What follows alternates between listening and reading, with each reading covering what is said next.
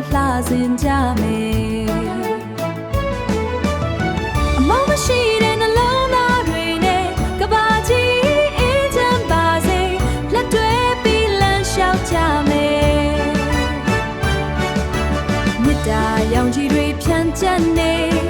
လူသားတိုင်းလက်တွဲပြီးလူသားတိုင်းလက်တွဲပြီးပျော်ရွှင်တဲ့နေ့တွေဖြစ်ပါစေကဘာကြီးအေးချမ်းပါစေအမုန်းတရားတွေကင်းဝေးပါစေမြတ်တာတန်စင်တွေနေရာတိုင်းမှာလွင့်ပြန်နေပါစေမိုးကောင်းကင်အောက်မှာလူသားအလုံးရဲ့မြတ်တာရင်အေးလေးတစ်ဆက်သာကဘာကြီးကို